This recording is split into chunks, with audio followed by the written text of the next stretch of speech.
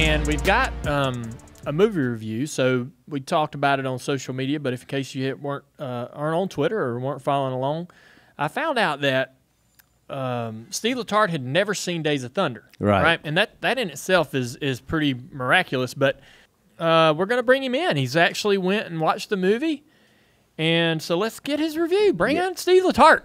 Oh, here he comes with his. He's got his Starbucks. I gotta be well caffeinated, man. I've already been to South Charlotte. Got his aviator sunglasses. Don't be giving me any. Oh, is this a TV? Is this a game show? Oh All right, boy, man, this here you go. is serious. So here's the rules. Hold You hit the buzzer. Can I turn my cell phone? You need a movie review. There's a lot of rules. That is not movie review music. That is game show. That music. was game show. Oh, I'm good now. They got me. Yeah, that is game show music for sure. It is. What are you trying to claim that was? There's all kinds of surprises today. We didn't know any of this stuff. Yeah, Steve, you're playing to win these items on the table. All right, so we were just talking about it, introducing you. You hadn't seen the movie. You said though you had seen pieces, but never the whole thing. There's run a lot through, right? I get a lot of highlight reels, but I've never stitched them together in the order of the movie. All right, so and you had you made an excuse at one point that you didn't see the movie. You know, I wasn't working at Hendrick Motorsports when the movie was getting made and all that. I don't know if I made that excuse. Guess who? None of us were either. So I don't think I made an excuse. I just never had interest enough, apparently. How is that possible? I don't know. I connect the movie to Hendrick Motorsports. It's so influenced by Rick and his company, and they used all their cars, the paint scheme, City Chevrolet, all that. There's so many connections to HMS within the movie. Clearer now, for sure. Right? Yeah. All right. So, as a man in motorsports, you grew up in racing. Your family was in racing. Do you not seek out racing movies and watch even the bad ones like Driven and?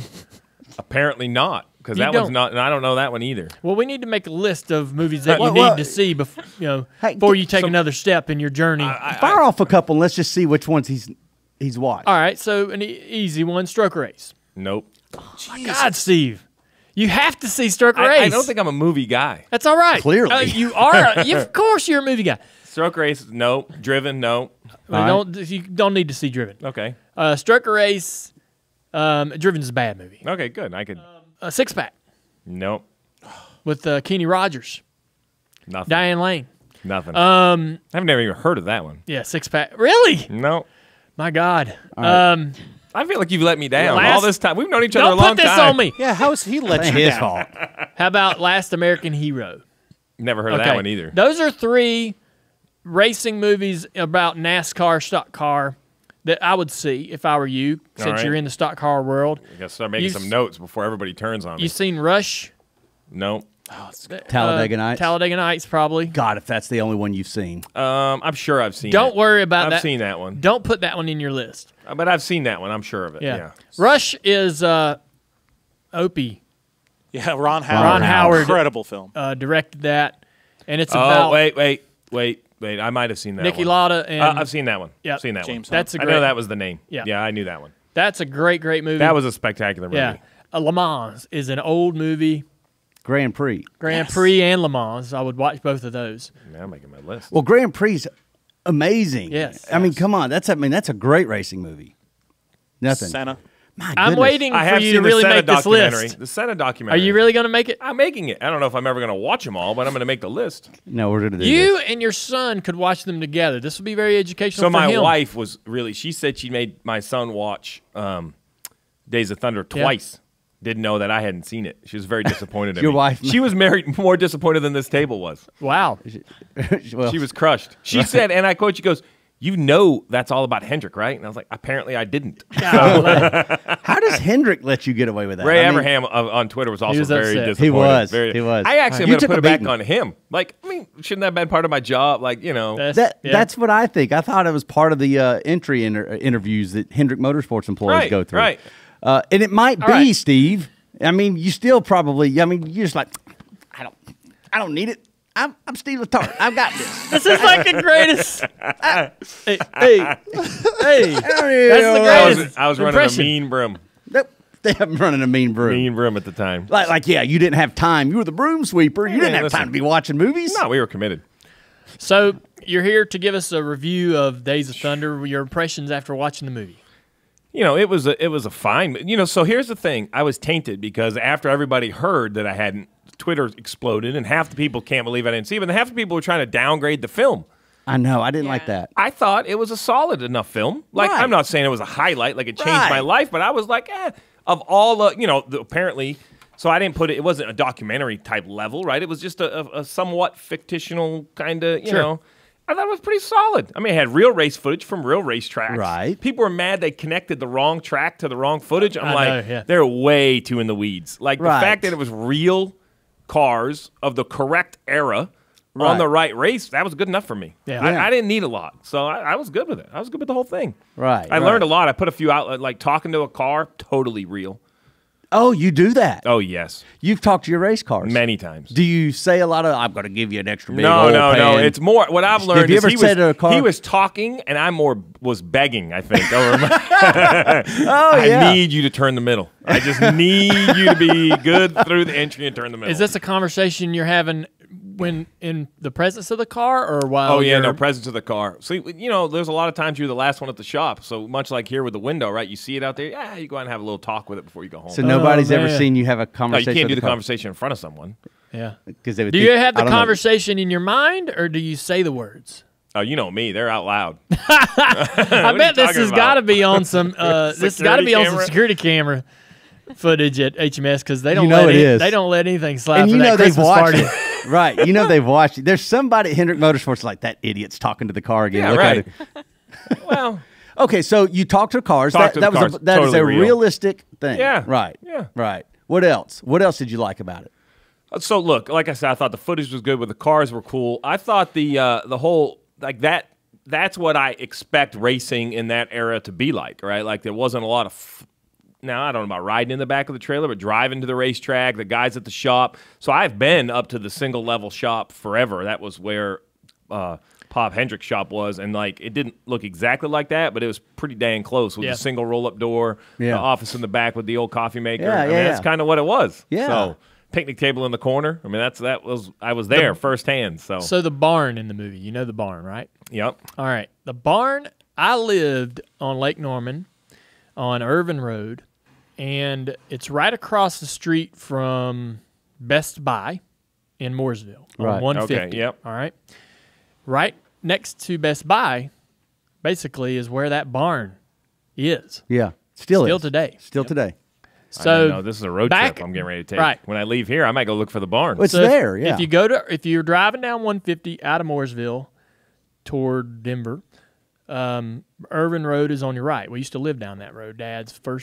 When Dad bought his lake house in '78, that's down that road. And across the street across 150 on the other side of the road from Irvin Road is the barn. And while they were making the movie, I would drive my little S10 pickup truck down Irvin Road and park in the field and sit on the tailgate and watch. And watch them film? Well, I wouldn't get close. I Yeah, would right. be about 300 yards away. But they would light that damn barn up in the middle of the night like it was daytime. Really? It was incredible how they could light it up. And there was nothing there at the time. No Best Buy, no Right, Five right. Guys. Just None of, a it was just field. fields, and it was not developed at this time. And so I remember that being really cool. I'm in my mind, Tom Cruise was there every night. Obviously, he probably wasn't even at the barn Yeah. scene or around that spot shooting much at all. But I'm thinking, man, there's Tom Cruise and all those guys He's are over eating at there Big right Daddy's at the and staying at the Days Inn, man. There's- Robert Duvall might have. Right, they might have. Yeah. But they shot there for quite a while, considering how much of that barn is in the movie. Yeah. But yeah, that barn, that was one thing that I'll always remember. Tom Cruise, I got to meet him. Okay. So at Dad's Deer Head shop on the property at DEI, the original building that was first put there, still there today, still the same as it was when Dad was alive. When he died, they locked the doors. But we were in that shop, and Dad and Teresa and everybody's like, all right, Tom Cruise has come by. They want to talk to Dad. And so me and Kelly are standing there. Tom Cruise comes walking in. Rather short fella. Yeah. Had some pimples on his face, but he's a lot younger back then. I just remember his face kind of being broke out. I was The details. I was 12. I Okay. no, wait, no, I was 18, 17. Well, if you were born in 74, if Yeah. this was 92, then you'd Well, have been this is before they started even making the movie. Don't, Okay, don't you're start right, testing the math 1990, skills at this 1990. point. I got you. So he comes in. I'm like, all right, he's short, face a little broke out. Him and Dad, he said, hey. We said, hey. It was very cool. He walked into the Dad's office. Dad had this small little office, and him and Dad sat in there by themselves for over an hour talking. Really? Yeah. Research. Yes. And the rumor is that they offered Dad, or were trying to convince Dad to take the role of Rowdy Burns. I've heard this rumor. What? Before even seeing the movie, I had heard this. Yeah, so these are the facts I have heard before. Yeah. That they gave him the chance to play the part, and he turned it down. He did not, and he turned it down because he did not want to be the bad guy. Real life bad guy was okay, but the Hollywood bad guy was too much. It was too much. Thank you. Dad went I on. just don't want to come off, intimidating anybody. Dad went on to rebound with roles in Basketball and Okay, wait, clearly. wait. And the Flintstones in Viva Rock Vegas. Small cameos in both of those. So he met. All right, we're gonna take. Who was giving him brand advice? So I had heard that was the case. That he was. Yeah. It was given the shot at the role. Wow. So I'm glad that story came up. Yep. So you liked the movie? You enjoyed it? Did Listen, you? I gave it a solid B+. Everybody loves I mean, it was talking a good about movie. That's everybody a loves the scene about the drafting. Oh, the drafting. What was your favorite scene? I think when he was talking to the car was my favorite scene. That's got to be it, right? That was it for me. But Yeah. I put out there that the drafting scene, first of all, it's not sugar, it's sweet and low. You got to get your facts right if you want it, sweet and low packets. All right. And then I put down there very clearly that if every 18-year-old boy was explaining drafting with that, we'd have much better drafters. Everybody would go to Daytona Talent and be like, I get it. Yeah. Now I get it. I mean, it was solid. That's why I told NASCAR Chasm, who was always dogging the movie, which surprises me. But I said, but it's going to come back when the only realistic part that Stevie finds from the movie is the drafting example. I also think, though, that we can, listen, there's a lot we can learn from that. Like racing back to the yellow, when was that ever a good idea? Yeah. Right. I mean, right. right. But that was realistic. I mean, Okay. I'm not saying it wasn't realistic. But No, I know, but that's it's good right. to relive. I think everybody needs to go back and rewatch it. Listen, the thing about it, that's 100%. I think it's timeless, right? It's kind of timeless. Absolutely is. Well, there might be some unrealistic things, even they may have been realistic then. What I think it captures is the personalities of racing. When I think of Robert Duvall's character, there are people even today that it reminds me of that are in our sport. Yeah. I mean, like Pops. I was getting ready to say, all I could picture was Tony Uri Sr. every time. I mean, he had something to say. I was like, I feel like I've worked with this guy. couldn't you just see Pops and you go into a test and then, him going, his way, my way. And I was faster. That would be a Pops line, wouldn't it? No doubt. I want to know, though, did people wreck rental cars before the movie, or was this the green light that you could tear up rental cars? Well, that scene was sort of based off of a real life event between Dad and Jeff Benign. But the truth of that is that the story is that Dad and Jeff Benign took rental cars and wrecked them on the way to dinner, because NASCAR's Bill France was going to make them all go to dinner and meet. And so the rumor was that Dad and Jeff took these rental cars and got to banging and having fun, and by the end of the night they're like back slapping and everything's great. But the truth is that Rick Hendrick told me that that's not how it went. That actually they made Dad and Jeff ride in the same car to dinner. Oof, that's rough. Yeah. But they twisted it up a little bit for the movie because that's a better story. That's way better. If they would have rode together, it would have been not memorable at all. Just a part of the movie. Someone would have had to write some creative lines to make that work. I love that part of the movie. I do too. My favorite part of the movie is, there's a few. Usually it's all of the racing stuff. The race where they're in the car, the motor blows, or he breaks the motor on purpose. You remember when he blows the motor on purpose? Yeah. Right? Oh yeah. Yeah. And that might be from a rumor. Michigan, yeah, Tim Richmond. Tim Richmond's last race at Michigan, he broke the motor, and the thought was that he might have done it on purpose. It was his very last race ever, and that he was like, you know what, I'm had enough. I had enough. And so if you're watching Days of Thunder, any kind of moment like that in the movie is derived from a rumor or a story or tale of NASCAR's real history. So what I think is crazy is the things that I like are like no one else enjoyed. Well, talking to the car was one, but like the first test at Charlotte, just watching the laps at Charlotte, I was like, man, that's what I've been able to test at all these tracks. Everybody else only sees it on race weekend. Yeah. I'm like, that's what an empty track, nobody there, car making laps, and the camera work was impressive to have this car. It could have been going 80, but it looked like it was running 195. So I thought that was pretty cool.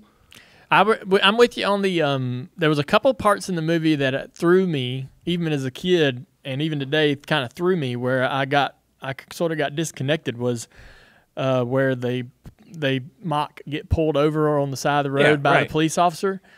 And Here's the problem. That's not a lounge of a truck where they were hanging out. That was the disconnect. Right. Like, like they're riding and they're going in and out of a door and they're not shaking around. Like, I've rode in a truck before, man. You're not drinking moonshine. You're spilling it on your buddy. Right. But you're not drinking it, right? So that was the only disconnect. That's the problem I had And you there. would never ride in the hauler. No. You would never ride in the lounge of now, the if trailer. they would have pulled over about a 1978 conversion van, 100% correct. Right? Exactly. You would have bought that. You'd have been like, oh, the old Mark III conversion van. You're like, oh. Old comfort coach. Yeah. See, Everybody hanging out in the comfort coach. Now maybe he could have had they could have had the comfort coach van in front of or behind the hauler. Right. So then I would have been like, oh yeah, I see what's going on. Right. But when they're in this lounge, I'm like, wait, man, you can't ride in the lounge in the trailer. No, that never happened. Nobody ever did that. Right. Did you see the comment somebody said on Twitter, like, it's not realistic, they wouldn't eat ice cream on the pit box, and I thought, you don't know Steve Letarte. He's very capable of eating ice cream. But I did get a cup of coffee delivered about every 50 laps. So it's the same thing. Yeah, but it's the same ice cream. I mean, listen, I'm actually disappointed I didn't think back then to have him bring me a coffee and ice cream. I feel like I really missed an He opportunity. loves ice cream. Of all the inconsistencies and oddities, that was the one that they had a problem with. That was it. Well, I mean, and a number of other things. But now, listen, my point on that is that's really not picky. a stretch. That's not a stretch, right? We've made long runs at a Martinsville test because we were all too hungover to change stuff. Yeah. Well, I mean, like your tire test. We're going to go run 100. All right. You say 100? 100. We got to make sure these brakes work. Yeah, I hear. I mean, listen, pan to the pits during the 600, and you got people eating over there like it's a buffet. Oh, yeah. The pit crews, right. Oh, yeah, Bojangles boxes, man, they're everywhere. Right, the line back there. You got to pre-order. That's right. Now, the driver getting out and fighting the crew. None of that but was that very was funny. Good. Although the wreck after the check, put the tires on, it goes out and wrecks them. Yeah. I had somebody goes, that would never happen. And I was like, that actually happened at Michigan. Wasn't it you that got wrecked? Well, I mean, they didn't go put tires on it, but it was the same thing. Carl Edwards went out there and door banged him as he's on his celebration lap. So some of these people, I think, that have problems with the movie just haven't been paying attention. Like, I think the movie's more accurate I never than the connected people. it, but I can blame Days of Thunder for that. I think so. Teaching Carl Edwards that was okay. Right. That was Tommy Ellis and Tommy Houston, I Dale believe, Jarrett that just told told at Martinsville. Dale Jarrett just told this story to me the other day playing golf. He was so a buddy of mine who doesn't know anything about racing was asking, like, does it ever get crazy? Do you always go the same way? And he told the story, and I'm shorting it way up, but basically 4 or 5 of them were racing for what was then probably even Busch Grand National, and had some of them wreck. And who was it? Tommy Ellis came backwards. Tommy Ellis got wrecked into one. Straight off pit and road. Dale Jarrett said when he came off turn 4 racing to the check, and here was Tommy Ellis coming the opposite way. Oh. And he said it went from trying to win to just don't get hit head on. Wow. So listen, this has happened before. To your point, all of these scenes are connected. Who was your favorite character?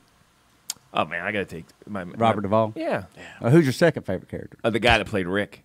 How about you? Tim Dalen? Oh, yeah. Really? Yeah, that was great. What's man. his name? What's his real name? Nobody knows. Yeah, he's the guy. I have another, and then the guy that played Bill Sr., who was that actor? Oh, he's the old politician. What is that guy was pretty good, too, because he didn't have a big part, but, man, he sold it. Yeah, he was a good Bill. I've been in the trailer, never with Bill, but with NASCAR executives. I like the Rowdy Burns guy. Rowdy was great. Rowdy he's was the guy that's doing the promos. Yeah. He's doing the NBC promos now. He was, I thought he was NASCAR-ish and all that. He fit right in. I like Buck, believable. too. Wasn't it Buck? Yeah, Brotherton. Buck was I mean, they were all pretty good. Really. Buck was John C. Riley. Man. That's one of my favorite actors, John C. Riley. He is the man. To your point, there was some pretty good. Dr. Steve Brule. It's damn nice to meet you too, Cole. rules. Rules. I did not like the other bad driver. I thought that Russ character- Wheeler? Yeah, Yeah. I I had thought a that was problem a with little him. bit of a stretch. Too clean cut. Like we jumped a whole decade of NASCAR. You're right. Yeah. Right? Like that would if it had come out 99, maybe he'd be like, oh, I could totally see that. Yeah. But Right. it's too much of a jump. I agree. I felt bad for Hardee's because Hardee's has always had such badass racers, and all of a sudden Russ Wheeler. Yeah. So here's my question though. He almost reminded me of the blonde Russian from Rocky. I agree. Drago. Yeah. He showed up and I'm like, what is it? We're going to take the clean cut right. blonde kid and make him the bad guy. Rocky and Days of Thunder. They kind of made around the same time frame. Maybe Yeah. there was sort of Rocky a IV. trend. I didn't know if there was something I was missing.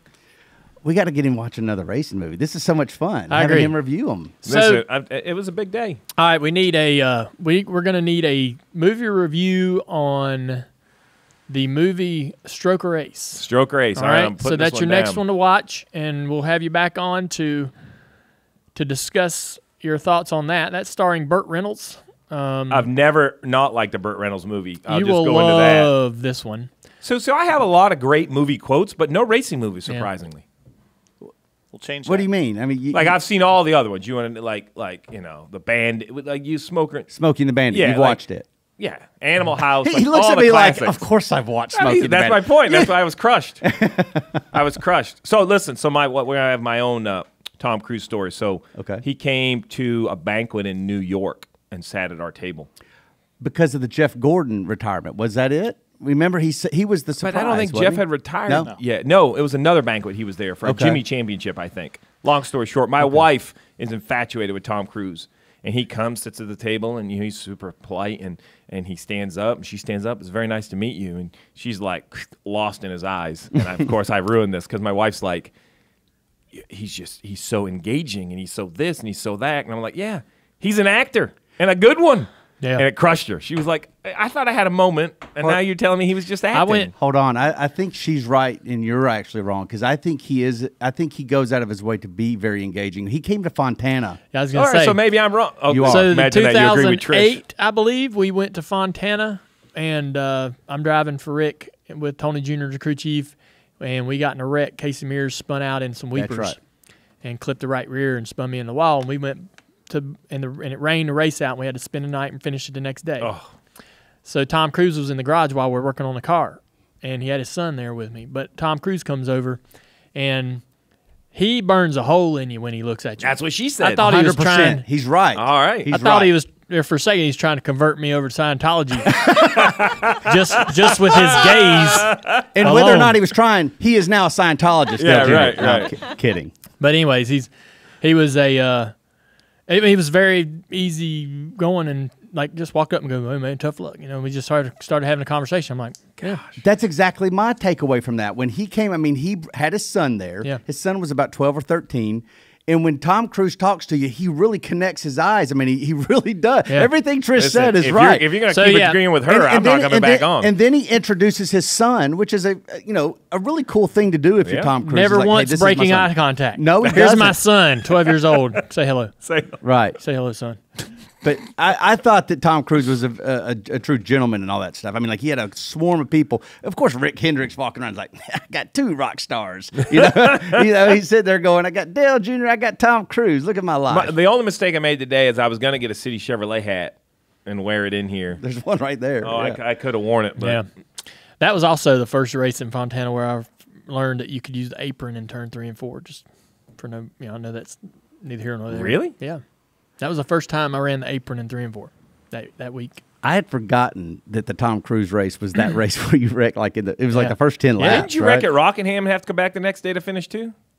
I don't remember. I don't know about that, but I'm going to tell you something. You want to talk about the most miserable story of Dale Jr., like the most miserable he's ever been. I would put that Fontana weekend against almost any of them because he wrecked early and then we had to stay another. Just to be another clear, day. So we had to if start there was the a race. plane, I'd have left. What's that? We'd have left if there was we weren't coming back to finish a race with a wrecked car. That wasn't happening. Like I would have drawn the line. But why did we stay? What was Because it was that? back then, it was points, man. You had Points. to It was Yeah. like third race of the year. God, that's right. Right. It's what it was. Principal. Yeah.